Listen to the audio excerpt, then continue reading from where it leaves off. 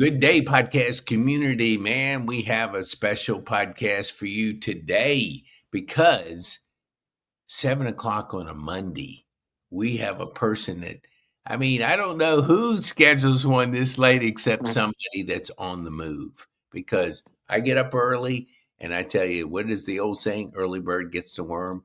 Well, Yep. Camille, well, I'm going to let him introduce. And as soon as I hear it a couple of times, being dyslexic, I'm like, I just struggle through pronouncing words.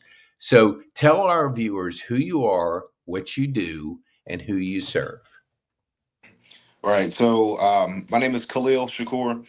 I'm a wrestling coach in Alpharetta, Georgia, and I serve the youth community through mentorship and coaching wrestling. So yeah, that's pretty much what my life is right now. I do personal training as well as my career, so I'm very involved with fitness and just helping out the community with anything health and fitness related.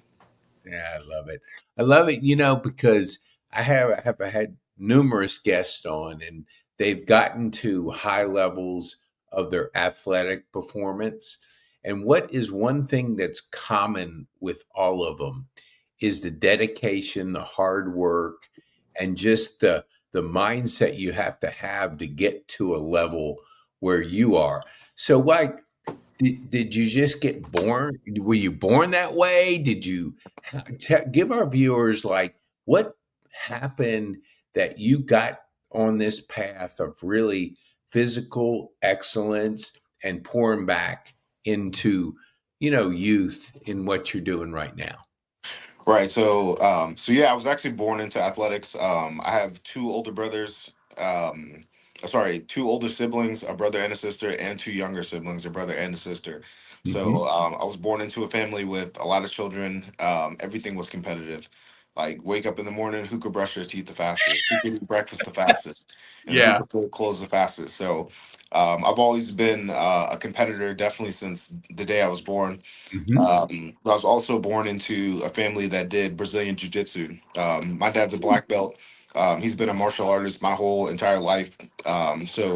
Growing up, every day we were exercising. We were doing some kind of run, push ups, pull ups.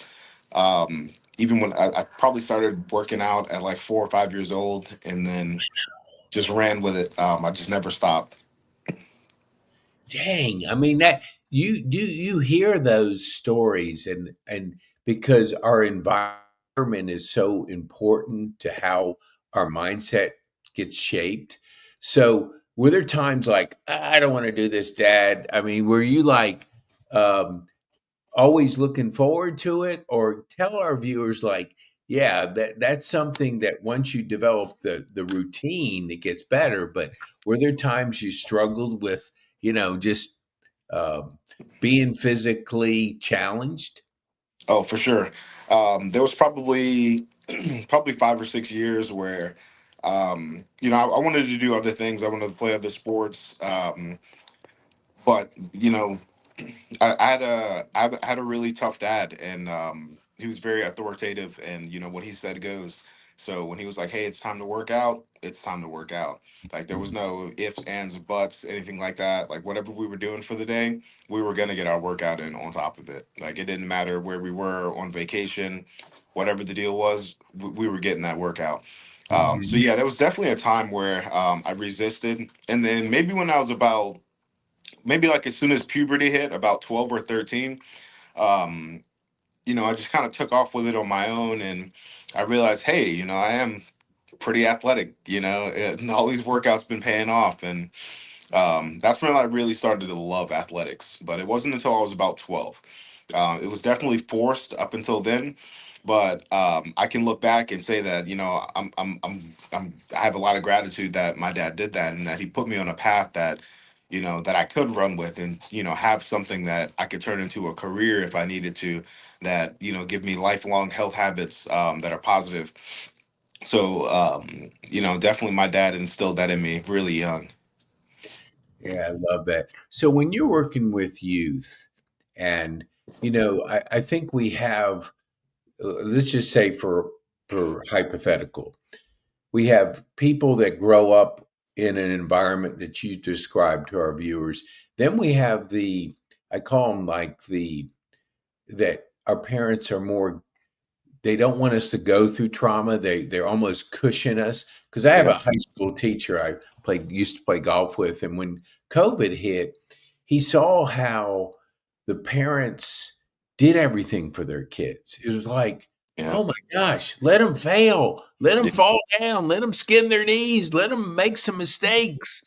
Yeah. So when you're working with youth, and you obviously can identify the ones that respond and the ones that you need to kind of inspire, how have you had to work with them with the idea that this one's a little bit harder?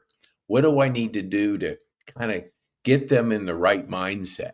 Do you have things that you have been doing that's been working and helpful? Yeah. So, yeah, I'll start by saying this: wrestling is a really tough sport. Even when you win, it hurts. So, there's no part of it that's going to be very comfortable, and it's going to feel like, you just won the Super Bowl. Even winning, you're going to be beat up, you're going to be tired, you're going to be sore. But what I like to do is tell all my athletes that wrestling is just a metaphor for life. Like, even the word wrestling itself, it just means to struggle. Like, it's a very vague term that means to struggle, like to wrestle with something. And even like, I don't know how religious maybe some of your fan base is, but even in the Bible, Jesus talks about, the struggle and, grappling with faith. And, that's something that we have to work on our entire lives. And especially from an athletic standpoint, you can take all the lessons that you learn from a wrestling match and apply them to your real life. Like, you will always have resistance, right? Getting a job, there's going to be resistance. You're going to have other competitors, people who want that job, and you're going to have to outperform them. And what I really like about wrestling the most is that when you lose, it's a little bit tougher than just losing at like a game. If you lose at a game of Uno, a game of chess, even a game of basketball, you just lose, but physically it doesn't hurt. When you wrestle, physically someone's beating you up. So it's a little bit different as far as how to digest it mentally when you do lose. So in my coaching career, I really focus on winning. And I know there's a lot of coaches that may not understand where I'm coming from when I say the term win. I say, hey, man, my goal is always to win. The reason why my goal is to win is because winning in a wrestling match is a very accurate representation of how you can perform in real life. Yep. If I go lose a wrestling match and I don't learn anything, I don't get any better. I don't actually identify any of the things that, like mistakes I could have made, or even some of the things that I did right. I'll never be able to progress. And it's the same in real life. Maybe I don't get the job. Well, what went wrong? What skills didn't I have? What did I need to do to maybe on the next try get the job or get the job with another company? And it's just very, very competitive, man. Everything about it's competitive. So I always focus on winning. Um, Winning in a wrestling match can sometimes be by chance. Sometimes it can be by luck. The weather. How is my competitor feeling? He might have a headache today and I beat him, but tomorrow he's feeling good and he might beat me.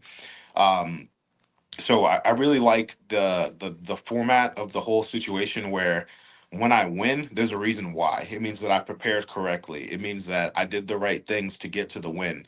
It's not about winning at all costs. It's about winning no matter the cost. Right. So right. Like, that's always a really good one Man, for that me. is a good one. Say that again for our viewers. Yeah. So it's not about winning by any cost. It's about winning. Sorry, it's not about winning at any cost. It's about winning. Um, I completely messed that up. Yeah, it's funny because you said that, and I was like, man, that hits. It's not about winning at any cost. It's about winning because of the cost, or no. Right. Yeah, because of the cost. Right. Yeah. And And it's like, so that is life. Man, that is life. I love that. And I that's want right. our viewers just to kind of absorb that, because our mindset is how we approach, how we show up is so critical in life. And that is so good. What do you do, I mean, to continue to challenge yourself? mentally? What do you go through? Can our viewers kind of step into your world to understand? Because I love what you just shared. Yeah, so for me, I'll tell you a little bit of backstory about myself. Mm-hmm. I first was recruited to Life University to wrestle in 2013. I wrestled for 2 seasons, and in my junior season, I broke my arm, and that completely derailed me from the sport. When I was injured, I kind of didn't have the structure that I had when I wasn't injured, so I stopped going to class. I stopped doing the right things. At home, I stopped doing certain things, and it completely derailed me. I ended up dropping out of school. I ended up living out of my car. I didn't have a job, had no skills. I couldn't go back home. Like I told you, my dad was a pretty tough guy. And the day I dropped out, I gave him a call and told him what was going on. And it was basically like a 3 minute conversation. He just listened to me vent for a couple minutes, and he said, "Hey, man, you made this decision. Like, figure it out. Click." And that was the end of the conversation. He's Dang. like, "Yeah, you can't come home. Figure it out. Click," and that was it. So yeah, man, I spent the next 7 years figuring out what to do with my career. Became a personal trainer, but there was always still that void that was like, hey, what if? You didn't finish that college career, man. You didn't finish your wrestling journey. Um, so moving forward, I started dating my current wife, and she was like, "Hey, man, I know, dude, you've got this in your chest, man. You need to go compete and, get this monkey off your back." So I ended up signing up for the U.S. national tournament. It's one of the biggest tournaments in the United States, one of the toughest. And I went there and I competed so horribly. I'd never been more embarrassed. I'd never been more out of shape. I finished close to last. So it was not a great tournament for me at all, but that lit the fire and said, "Hey, not only can you still do this, but all you got to do is get back in shape. Keep doing what you were already doing. Get back to the lifestyle that you were living before." Like I had accrued a bunch of bad habits. I was smoking, I was drinking, and so I had to put those things down and really figure my life out. So really, for me, testing myself at the national level was a good way to kind of check my mindset and get me back in the mindset of progression instead of just staying where I'm at. Because now that I'm a little bit older, there's no such thing as staying the same. Either you're growing or you're dying. Yeah. So like you can only push one direction, and I was definitely dying. So when I made that change and I got my mindset back to competition, hey, these are the things that I need. This is what I need to do. This is the lifestyle that I want to live. Mm-hmm. I went to the U.S. Open, so kind of like they have the U.S. Open for tennis, they have Mm-hmm. the same thing for wrestling. I went there, and then finally, boom, I placed at a national tournament. We trained for a year, and then I placed. And then I trained for another year, and I went back to the same tournament the next year, and I placed again. And then as soon as I placed, I got back home and I got a phone call from the new coach at Life University, Coach Omi Acosta. And he said, "Hey, man, I see that you're out there, you're competing on your own, and you're doing all this stuff, man. Do you want to come back to school and finish your degree and finish your wrestling career?" And man, that was another like 3 minute conversation. I was like, "Yes, I'm in. Like, say no more." So I mean, the road back was so much tougher than I could have ever expected.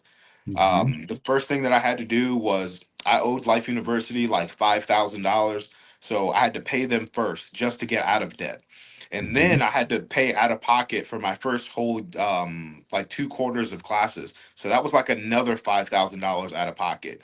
So I really had to work hard. I had to grind hard at work. I had to put certain things down so I can make more time to save money. Um, we stopped eating out. We stopped door dashing everything. We saved as much money as we could just to get me back into school. And then from there, it was another uphill battle of, hey, man, you got to get back in shape. Now you're wrestling with these guys who are 18, 19, 20 years old. And bro, you're 30. And so I'm like, I don't recover as fast as those guys, man. We go for a hard workout on Monday. Mm-hmm. On Tuesday, man, I'm still torn up, and those guys are back 100% on Tuesday. So it was really tough getting back into the situation. Um, but one thing I can say is that like doing things that I never thought that I could do, and doing things that were scary at the time, where I didn't know if I could succeed. I didn't know if it would work out. I didn't know if I would even make it through the season. We're running sprints and everything. I'm coming in dead last. My teammates are kind of funny. They gave me a nickname. They started calling me Grandpa. So it's like, yeah, man. That's not a compliment. Yeah, man. So, dude, we're finishing the sprints. I'm finishing dead last. Like, oh man, come on, Grandpa. Speed it up. That You is, know? oh man, if that doesn't Yeah. motivate you, I don't know what would. That's Yes. right, man. I had to get in there with those young guys, man. Show them, hey, I'm not too old to do it. Yeah. I'm not too old to still be out here. So, um, really challenging myself in that way has made me grown exponentially over the years. Not to mention, I still had to keep my full time job at the gym. So I'm still waking up every morning at 4 a.m., just like I did today. I'm at the gym by 5 a.m. I'm training clients all day up until I have to go to class. And then I head out, knock out my classes, go to practice, and then sometimes I got to go back to work. Right, like I'll probably have an hour to pick up my daughter from the bus stop, get her home, get her with her mom, and then boom, I'm back to work. I'm back to practice, um, and doing all the things that I need to do. So really, a college athlete only has two things to do. Keep your grades right and keep your athletics right. For me, that was those two things plus my full time job plus my family. So it was a lot to juggle at once, man. It really was. But I'm so proud that like I got through it, and I'm actually graduating in 2 weeks, so I'll have my Whoa. bachelor's degree. I just took second at the national tournament. So dude, we're doing pretty good, man. I see the light at the end of the tunnel now. Dang, that is, the we talk about struggle, and we before we went on, we were talking about, and I always like to bring it up because you can't say it enough. People, I had a guy that spoke at our Rotary Club, and he was a Army Ranger, achieved high level, and then he transitioned into civilian life, but he talked about PTSD, which we all know what that stands for, post traumatic stress disorder. But he Right. said he was talking about our veterans that lose our purpose, they lose themselves. They just kind of like they don't have that drive that they had when they were in the military. And if we don't get it back, that purpose, like you say, showing up, grinding, I mean, just being the best, you have that purpose, getting that degree, getting, provide. You don't have time to sit around because the average person watches 4 hours of TV a day. Yeah, that's a lot. It is. It's just consuming other people's lives. We're born to create. You're creating your life. You're creating your path that's different than most out there. What would you say? Like you wake up at 4 a.m. I love it. I love it. I get up Oh yeah, 3:34. So when that's I right. Every day, out, man. oh, jeez. And because I usually go to the gym at 6 after a call I have with my team, but it didn't work out this morning because this was great to have this. This is my workout right now. Oh yeah, So this is tell awesome. tell our viewers, like you've made the dedication, you've shown up, and you're now. You said I see the light at the end of the tunnel. Like when that tunnel, you didn't have much light. What what inside you pushed you to kind of get through the tough times? I mean, when they're calling you grandpa, that's not a compliment. Right. So, It's coming like, from a place of what love, do you, but man, I felt it. yeah, it is. That is so good that the young people will rib on you and give you a hard time.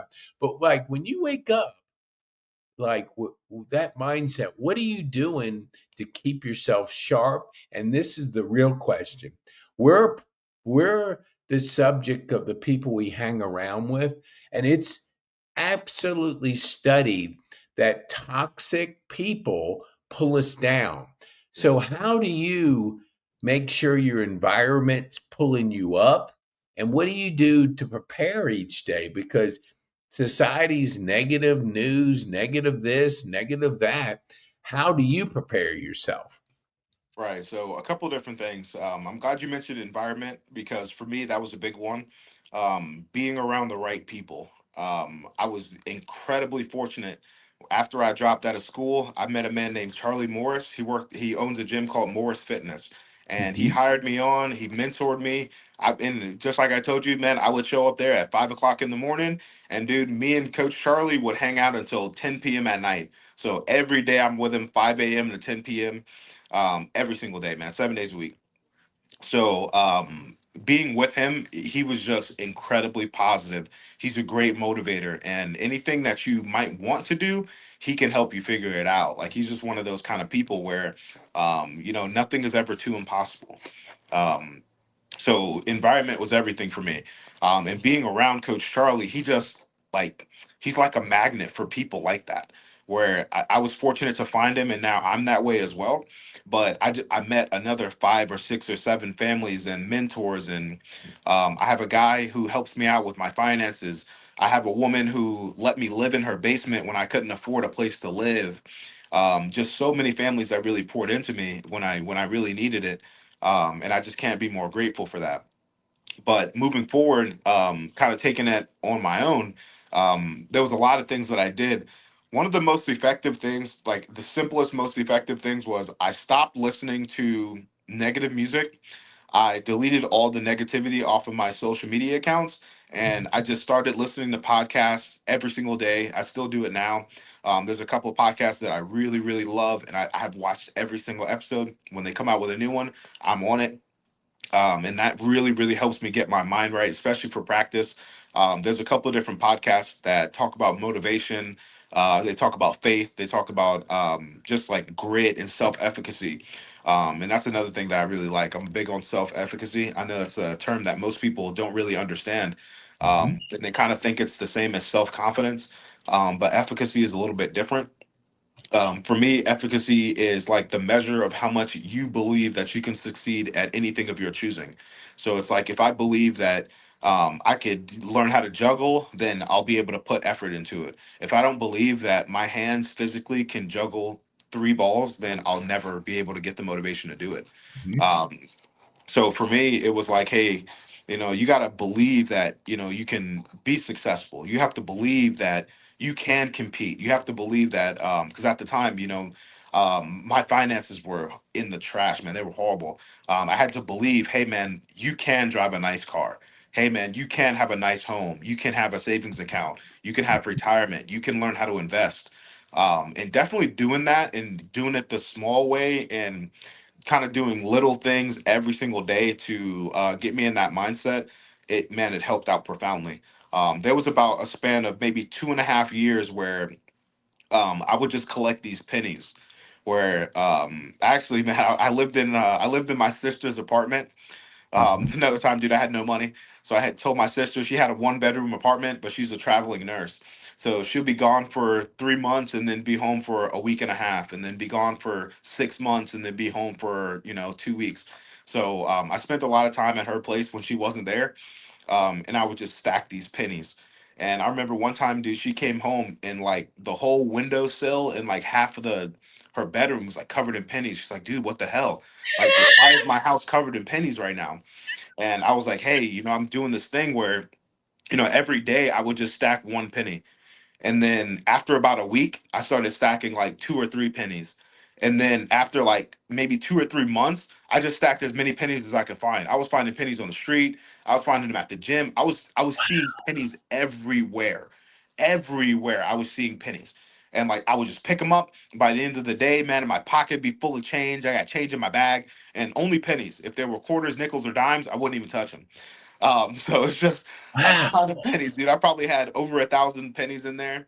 So, it didn't add up to a ton of money, but it was just knowing that I could collect it, knowing that, hey, every single day I'm adding a little bit more to the bucket. And like, after a while it was overwhelming. And it's the concept of compound interest that really hit me. It was like, Yeah. hey man, it's not about what you do every day, it's about how it compounds every day, because 1 plus 1 doesn't equal 2. 1 plus 1 actually equals 4.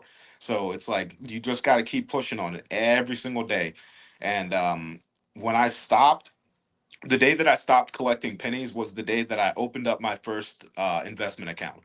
And I said, hey, okay, now it's time to do this for real, like in real time. Because Yeah. I proved to myself, hey, man, you got a freaking 1,000 pennies. I couldn't even count them all. Um, in your house right now, just chilling. Like, imagine if those were all dollar bills. Yeah. Imagine if those were all fives. Imagine if those were all 20s. I was like, man, imagine if these were all hundreds. Like, how long would it take me, to stack this many $100 bills? Um, so, in my mind, I proved to myself that, hey, you can invest. You Yep. can be rich too someday. And, I put myself on there's a guy named Dr. Boyce Watkins that I really like, and he's a finance professor, and he has a $5 investment a day program. It's literally $5 every day. You put it into the stock market, and you just let it sit. You let it ride until you're rich. Um, so I've been doing that every day since. So that's been another interesting thing that I've always done to build that self-efficacy and kind of build that I can do it attitude. Yeah. That was a big thing And for me. that is so good. I want to be respectful because I know you have a client Yeah. coming up here.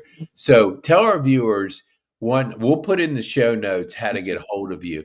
But I want just because of time, what would be the one thing you want our viewers to take home from our time on this podcast that you could share with them? Yeah, man. Definitely back on that self-efficacy piece. You got to believe you can do it before your mind creates a way for you to do it. So Mhm. if you don't believe, if you're not involved with the subject and doing your research and failing and trying to make some progress, it's never going to happen. A lot of times we quit before the magic happens. Yep. I think sometimes we look at things and we think, oh, this will take a certain amount of effort, and 99% of the time we're just wrong. We underestimate it by a lot. And Hmm. so, even hell, the smallest things, growing vegetables. You put a seed in the ground, you water it. Tomorrow, you're gonna check it. Oh, did it do something? The next day, you check it again. Did it do something? Did it do something? It's like, nah, bro. You gotta wait 2 weeks. You got to water it every day. And then Yep. in 2 weeks, you're going to see some sprouts. And then it'll be another 6 weeks before you see some tomatoes or some fruits coming out. Yep. So, the self efficacy piece is always get involved with it, get a taste of it, and man, keep churning on it. Take a little bit at a time. Like they say, how do you eat an elephant? Like one bite at a time. Mhm. Everything in life is the same way. Just be ready to, be hungry and be ready to eat that whole elephant. Just don't stop when you're done with the legs, because I that's love not even the it. good I part. love it. So, Man, man, this has been a treat. Thank you so much. man, thank This you. is like Monday morning, 7 o'clock. I think everybody should listen to you to fire them up for the week because it is so important what you have shared. And I want to thank you for taking the time to be with us on this Monday morning and to give us really that jolt of what we need to really get ourselves going and the mindset right. So, Khalil, Yep. thank you so much. Oh man, Appreciate thank you, you. Pete. I Look, appreciate you. you have an open invitation to come back Oh yeah. anytime you want. So we'll work on your schedule. We'll work you in somewhere somehow. But our community needs to hear from you on a regular basis. Yeah, man. So I'd love to be thank back on anytime. awesome. Thank you so much. All right, Appreciate you. buddy. Have a great day, my man.